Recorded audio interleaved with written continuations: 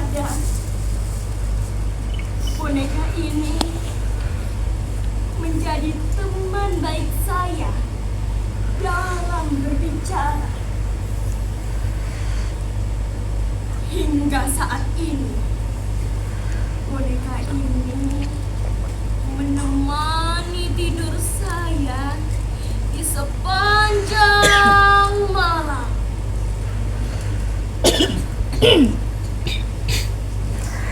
Hanya di kamar ini saya merasa menjadi diri sendiri.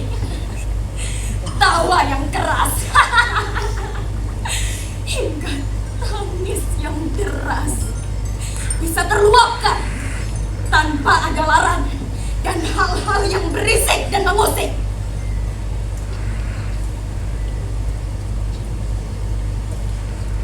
Usia saya telah genap 25 tahun.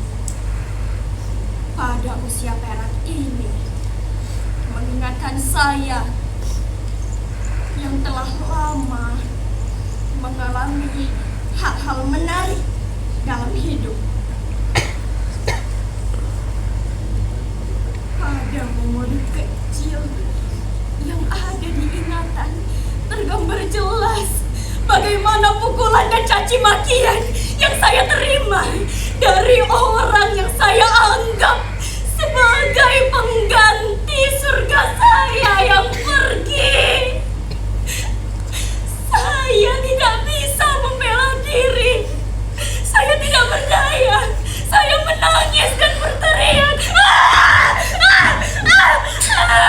Ampun! Sakit!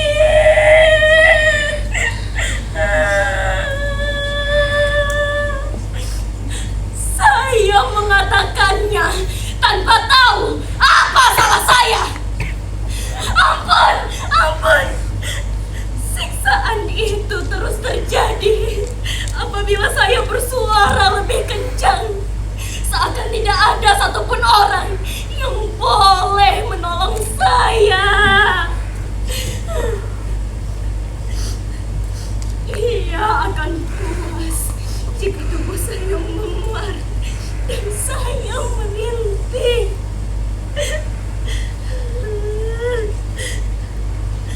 Saya diajarkan untuk menahan rasa sakit tanpa bersuara hingga mendapatkan ancaman apabila ada yang mengetahui perbuatan kejamnya, termasuk Bapak.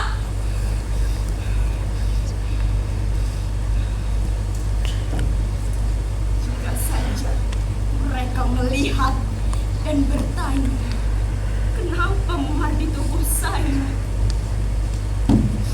Ia akan menjawabnya dengan santai. Maklum lah, Mahia terjatuh sebab ia nakal dan tidak mau diberitahu.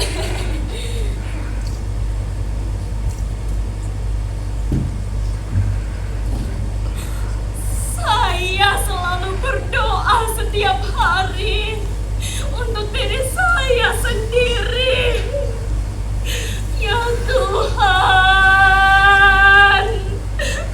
tolong bantu saya, Tuhan. Saya butuh bantuan-Mu, ya Tuhan. Tapi tidak ada hasil. Saya benci Tuhan. Saya seperti dipaksa untuk mengerti takdir yang hadir. Ini sungguh tidak adil.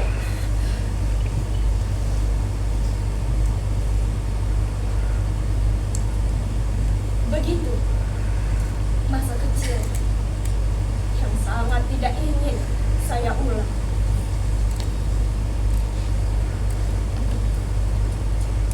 Waktu terus berlalu. Saat saya membuka pintu, saya mendengar suara ibu yang menawarkan masakannya.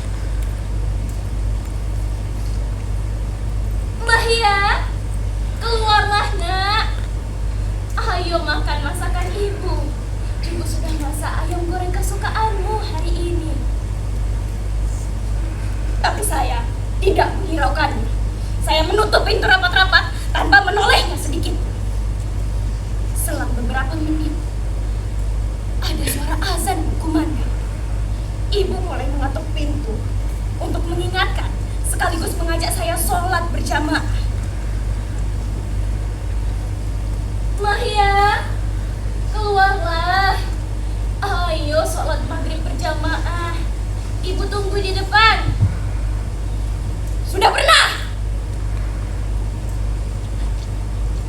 Sejenak saya berpikir, apa yang membuatnya mulai mempedulikan hidup saya? Padahal dahulu ia bersikap keras terhadap saya. Untungnya, pikiran itu hanya melintas sejenak di benak saya. Sehingga saya bisa melanjutkan aktivitas saya tanpa terganggu oleh pikiran itu malam ini. Mahya, keluarlah, Nak. Ya, sebentar. Saya bersiap memakai selendang dan merapikannya.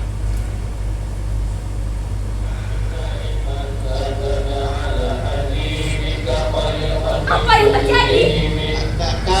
Ibu, ibu sakit. Kenapa tidak ada yang membawanya ke rumah sakit? Kalau sakit itu berobat. Untuk apa kalian berkumpul? Benar kan?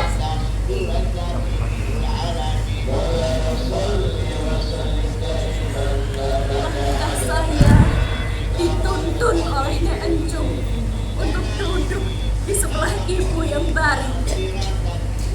Dia adalah orang yang sudah saya anggap sebagai nenek saya sendiri. Perlahan, dia membisikkan telinga saya. Mulai istighfar dan membaca Al-Fatihah. Ikuti bacaan Quran yang dipimpin oleh Pak Ustaz. Ini sudah menjadi kebiasaan di kampung kita. Kita perlu bantuan Allah agar kita semua diberikan ketenangan jiwa, dijauhkan dari mara bahaya, dan ibu diberikan baik Allah disembuhkan sakitnya. Setiap hari minum obat, tapi tetap tidak ada hasil.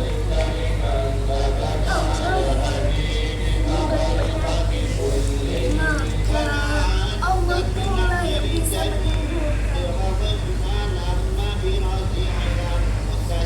Saya hanya terdiam menatap Nek Encung.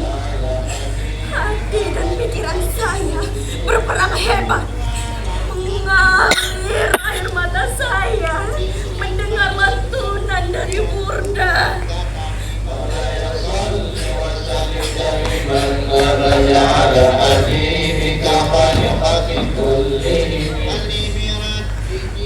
Selama ini saya membatasi interaksi dengan Tuhan dan manusia. Tapi malam ini saya dibuat terdiam tanpa kata. Saya melihat perubahan yang telah lama saya ajukan. Ibu, dia dahulu memiliki raga yang sehat, tapi kini ia mendadak terbaring tak berdaya. Apalagi yang harus terjadi? Apa saya harus menangis terseduh-seduh?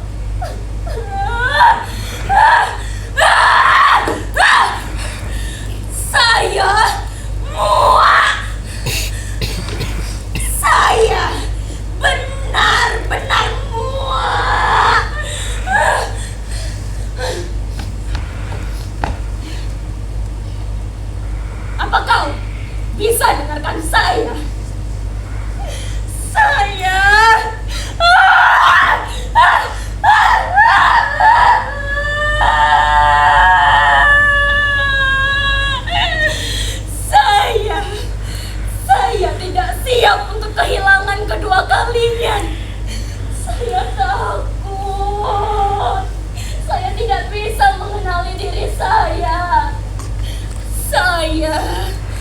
bisa mempercayai apapun.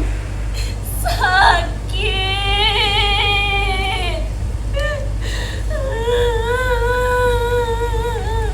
Saya kesulitan mengurus diri saya sendiri.